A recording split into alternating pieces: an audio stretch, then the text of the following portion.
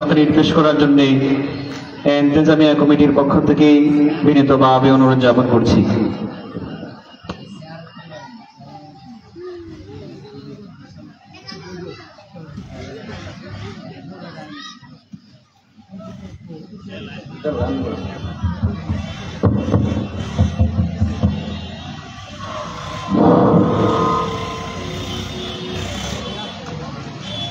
السلام عليكم ورحمة الله وبركاته.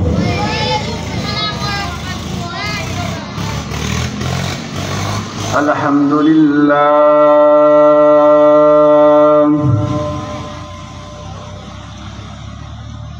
الحمد لله وكفى وسلام على عباده الذين اصطفى.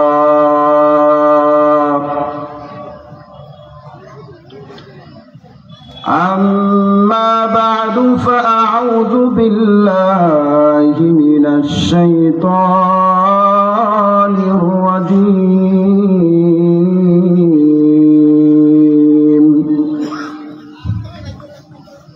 بسم الله الرحمن الرحيم.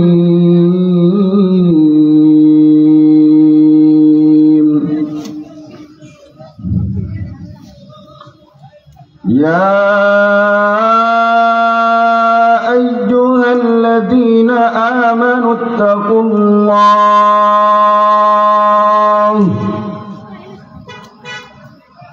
وابتغوا إليه الوسيلة وجاهدوا في سبيله لعلكم تفلحون.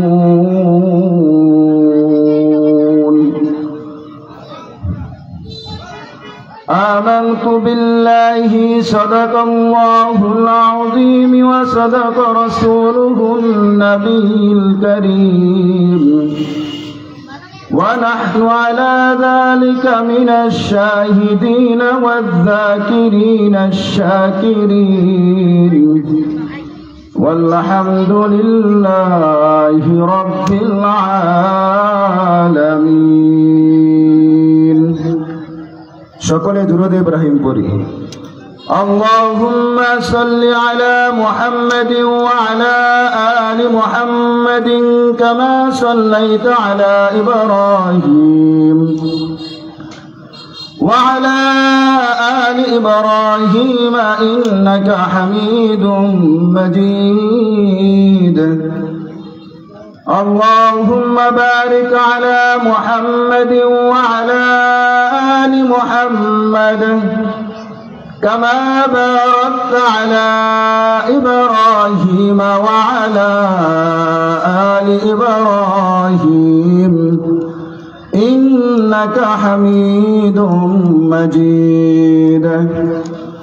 سبحانك لا علم لنا إلا ما علمتنا إنك أنت العليم الحكيم.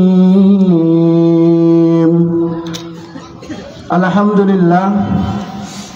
শিমুলতলা দারুল উলুম নিয়ামত আলী মাদ্রাসা জামিয়া মসজিদ ও যুব সমাজের উদ্যোগে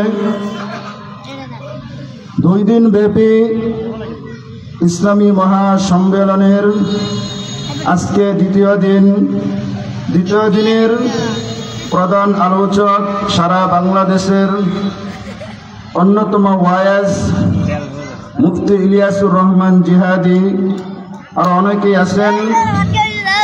আল্লাহ তাআলা এই মাহফিলকে ভরপুর কামিয়াবি দান করুন। সকলে বলে আমিন। আমি যে আয়াতে কারিমা তিলাওয়াত করেছি, যদিও আয়াতে কারিমার বিশাল আলোচনা, সংক্ষেপে 3টা কথা বলবো। এই 3টা কথাই যদি কোনো মুমিন তার ভিতরে ফিট করতে পারে, তার জীবনে চলার পাথেয় বানাতে পারে, এই 3 কথার উপরে তার জীবনের মৃত্যুর আগ পর্যন্ত সে কামিয়াব হয়ে যাবে। এই আয়াতে কারিমার ভিতরে আল্লাহ রাব্বুল আলামিন মুমিনকে তিনটা অপশন দিতেছেন যে যদি কোনো বান্দা কোনো মুমিন এই তিন অপশনের উপর তার হায়াতের জিন্দেগি পার করতে পারে তাহলে আল্লাহ রাব্বুল আলামিন দুনিয়াতেও তাকে সফল কাম দান করবেন, আখিরাতেও তাকে সফল কাম দান করবেন। সকলে বলি সুবহানাল্লাহ। বুবার মতো বসে থাকবো না, সুবহানাল্লাহ বললেও লাভ আছে অনেক, যে মানুষ বুঝতে পারে। কারণ আমার পরে বড় বড় আলোচকরা আছে, যে মানুষ আসতেছে এটা যেন মানুষ বুঝতে পারে। তাহলে আয়াতের যে তর্জমা, এই তর্জমাটা আগে আমরা শুনি, তাহলে আমরা বুঝতে পারবো। আল্লাহ রাব্বুল আলামিন কুরআনে হাকিমের ভিতরে বলেন, প্রথমেই মুমিনদেরকে আল্লাহ তাআলা এত ভালোবেসে, এত মায়া করে, এত আদর করে ডাক দিয়েছেন কি, ইয়া আইয়ুহাল্লাযীনা আমানুত্তাকুল্লাহ, হে ঈমানদারগণ, ঈমান আনার পর সর্বপ্রথম আমি রবকে ভয় করবা। এক নম্বর কথা হলো ঈমান আনার পর আমি রবকে যদি ভয় করো। দ্বিতীয় নম্বর অপশন হলো অবতাগু ইলাইহিল ওয়াসিলা, ঈমান আনার পর আমাকে যে তুমি ভয় করবা, তোমরা যে ভয় করবা, আমার পর্যন্ত পৌঁছার জন্য একটা মাধ্যম প্রয়োজন, একটা সিরিয়াল প্রয়োজন। তাহলে দ্বিতীয় নম্বর হলো উসিলা, তৃতীয় নম্বর হলো ওয়াজাহিদু ফি সাবিলি। তৃতীয় নম্বর হলো আল্লাহ তাআলা বলেন, আমার রাস্তায় দ্বীনের জন্য, ইসলামের জন্য জীবন দিবা, মাল দিবা। যদি কোনো মুমিন এই তিন কাজে সফল হয়, এই তিন কাজ করতে পারে, আল্লাহ তাআলা বলেন লাআল্লাকুম তুফলিহুন, তাহলে আশা করা যায় মুমিন সফল কাম হবে দুনিয়াতে এবং আখিরাতে। তাহলে বুঝে থাকলে বলেন তো, আল্লাহ তাআলা মুমিনকে কয়টা অপশন দিয়েছেন? কয়টা অপশন দিয়েছেন? তিনটা অপশন দিয়েছেন। প্রথম অপশনটা কি? ঈমান আনার পর আল্লাহ তাআলাকে ভয় করতে হবে। কাকে ভয় করতে হবে? আল্লাহ তাআলাকে ভয় করতে হবে, এক নম্বর অপশন। দুই নম্বর অপশন হলো ঈমান আনার পর নবী নাই, সাহাবায়ে কেরাম নাই, তাবেঈন নাই, আল্লাহর পরিচয় জানার প্রয়োজন আছে কিনা নাই। যদি আল্লাহর পরিচয় জানতে চাই তাহলে মাধ্যম প্রয়োজন আছে কিনা নাই। তাহলে দুই নম্বর হলো আল্লাহ তাআলার পরিচয় জানতে হলে, ইবাদত বুঝতে হলে দুই নম্বর হলো মাধ্যম প্রয়োজন। কি প্রয়োজন? মাধ্যম প্রয়োজন। তিন নম্বর হলো আল্লাহ তাআলা জান মাল দিয়েছেন, ওয়াজাহিদু ফি সাবিলিহি, যে আল্লাহর রাস্তায় এই জান মাল নিয়ে জিহাদ করবে, আল্লাহর রাস্তায় দান করবে। তাহলে এই তিন গুণ যদি কোনো মুমিনের খাতায় থাকে, মুমিনের ভিতরে থাকে, তাহলে আল্লাহ তাআলা বলেন বান্দা কি হয়েছে, মুমিন কি হলো, সফল কাম হলো। তিনটা ব্যক্তি আলোচনা করার সময় যাই, একটা বিষয় নিয়ে সংক্ষিপ্ত আলোচনা করে দেব। প্রথম বিষয়টা কি, কাকে ভয় করব ভাই? আমরা জোরে বলি, আল্লাহ তাআলাকে ভয় করব।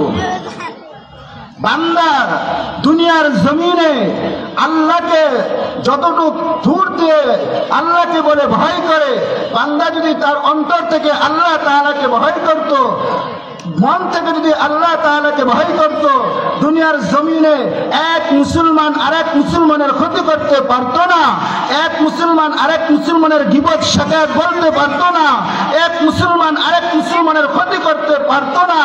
কারণ ঈমান আনার পরেও যখন আল্লাহর ভয় না থাকে, আল্লাহর ভীতি বান্দার ভিতরে না থাকে, তখন বান্দার দ্বারা গীবত করা সম্ভব, বান্দা অন্যের জমি লুট করা সম্ভব,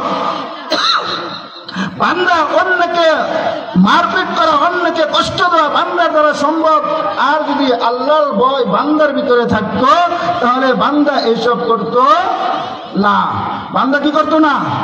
এইসব করতো না। তাহলে আমাদের ভয় সদা সর্বদা কাকে করতে হবে? যখন কোনো গুনাহ করতে যাব,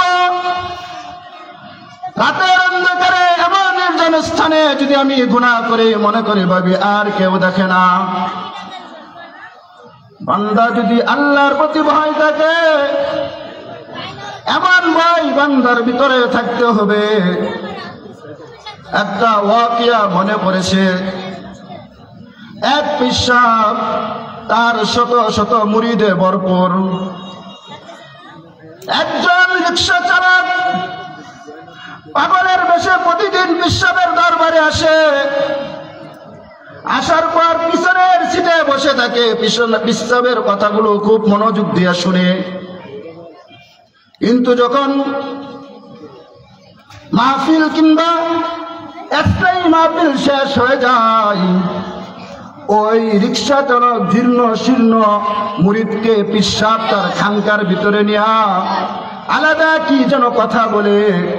কিন্তু ওই মজলিসের ভিতরে ওই পিশাবের অনেক মুরিদ ছিল, অনেক বড় বড় আলেম ছিল, মুহাদ্দিস ছিল, কিন্তু তারা এই জিনিসটা অনুভব করতে পারতো না, পছন্দ করতো না। পিশাবকে একদিন প্রশ্ন করলেন,